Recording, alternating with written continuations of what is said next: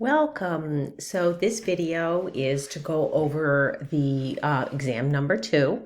So I'm going to go through the multiple choice questions. So if you did get any wrong and you did not understand why it was incorrect, hopefully this video will give you some explanation. So question 1, which of the following activities is most likely to be found in a functional curriculum for a student with moderate mental retardation or an intellectual disability?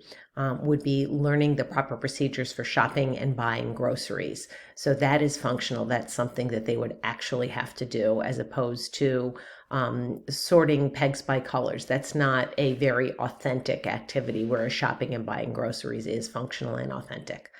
Question 2, explicit instruction contains all the following instructional choices except, and that's self-discovery, because explicit instruction does have task analysis, direct instruction, and a teacher regulation of learning. Question 3, the problem with developing a clear definition of emotional and behavioral disorders is that all of them, there is no clear argument about what constitutes good mental health. All children behave inappropriately at times, so bad behavior in and of itself is not considered a disability. And the norms for appropriate behavior differ across cultures. What's acceptable in one culture may be completely unacceptable in another. Question 4, most individuals with autism have uneven skill development. The extraordinary abilities are actually not as common as the media would like us to believe. But that there can be some skills that are much more developed than others. So uneven skill development. Question 5, which has been suggested as causing an increased prevalence of autism. Again, the answer is all of these. It's one, we are probably finding more children being diagnosed because more people know about it and there has been increased advocacy, that there is certainly increased awareness of the disorder.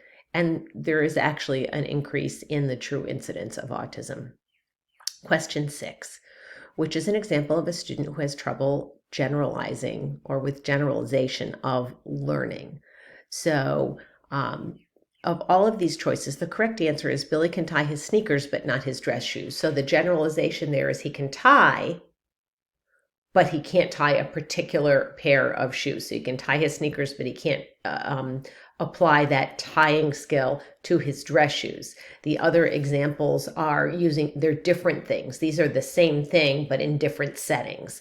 So think about that generalization of learning is being able to do the same skill, but in different kinds of settings. Question 7, which best describes a functional life skill? And that would be independently preparing a meal. Again, we're looking at functional life skills, so authentic skills that people need to use in life. Question 8, what type of instruction is most effective for teaching students with disabilities? So there are lots of answers here that are good teaching, but one of the reasons why, or one of the criteria for being identified with and having an IEP is the need for specialized instruction. And this most often is in addition to the interactive instruction or the implicit instruction or even the self-directed instruction a student can receive through general ed. Special education, because of that specialized instruction component, really does require some explicit instruction to help a student reach their goals and objectives. Question 9, a functional analysis attempts to identify potential functions of a student's behavior. So it's looking at the function of the student's behavior, why they're doing what they're doing.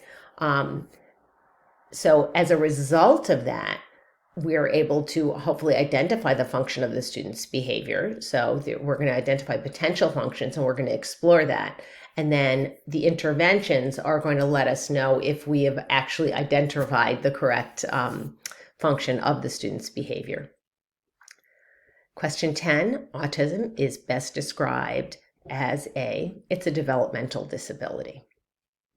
Question 11, emotional or behavioral disorders can be divided into 3 groups that are categorized by externalizing behaviors, internalizing behaviors, and low incidence behaviors. In the chapter we read about behavioral disorders, it's very clear that these are the 3 groups. Question 12, in general, all behaviors occur to either obtain, so that's to get positive reinforcement, or to avoid, and that's getting negative reinforcement, of the following except, and that really would be consequences. So behavior really can occur to get lots of different things, but in order to, and the question is, because this is everything except, so the behavior can occur to get an activity or task. It can occur to it can be attention seeking. It can be because a child has sensory issues, but typically a behavior does not occur because of the consequences.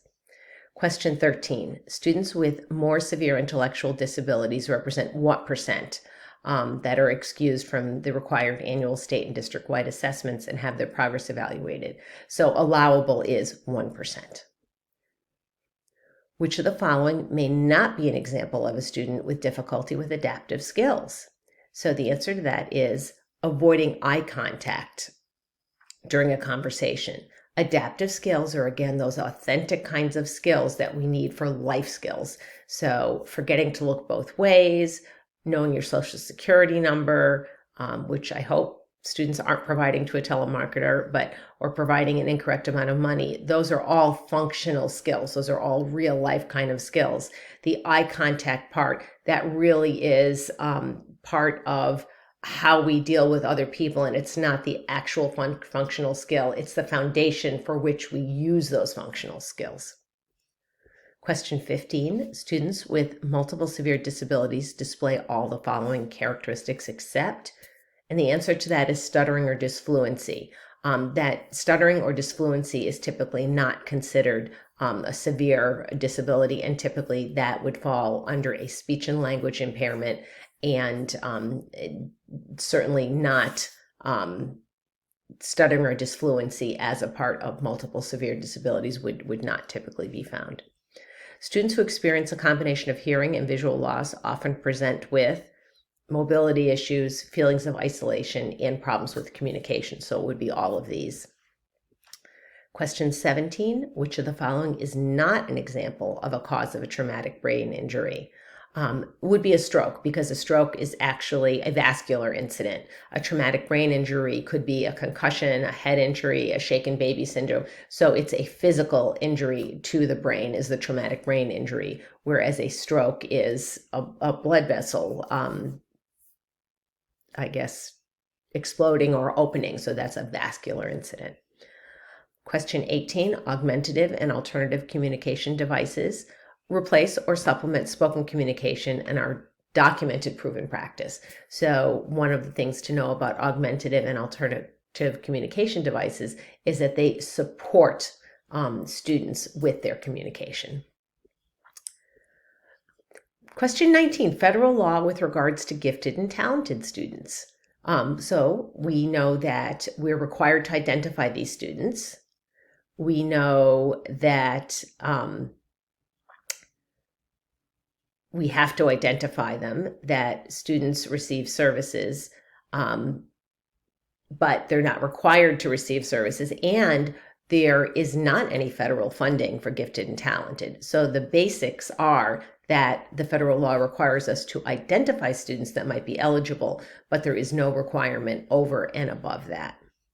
And question 20, cultural and linguistically diverse students do have higher dropout rates, are over-identified with disabilities, and we talked about that when we started that class, that over-identification, and are underrepresented in gifted and talented programs.